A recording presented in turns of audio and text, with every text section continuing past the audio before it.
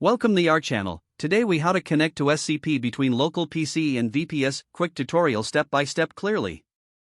Open your terminal application on your local PC. Ensure you have SSH access to your VPS. Obtain your VPS IP address and your login credentials. In the terminal, type the following command to connect via SCP. Replace username with your actual username on the VPS. Replace VPS_IP_ address with the actual IP address of your VPS. The command should look like this: scp/path/to/local/file username at VPS_IP_ address /path/to. Hit enter to execute the command. You will be prompted to enter your password. Type in your password and press enter. If successful, the file will be transferred to the specified directory on your VPS. To transfer files from your VPS to your local PC, now type SCP username at VPS_IP_ address /path/to/remote/file/path/to/local/directory. Again, replace the placeholders with your actual data. Press enter and authenticate with your password if prompted. Once completed, your file will be on your local PC. Always double-check your file paths for accuracy before transferring.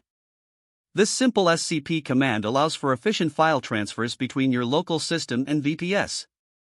If the page does not load, refresh the browser or try again in a private or incognito window. Make sure you are using the correct email address, then retype it carefully to avoid small typos.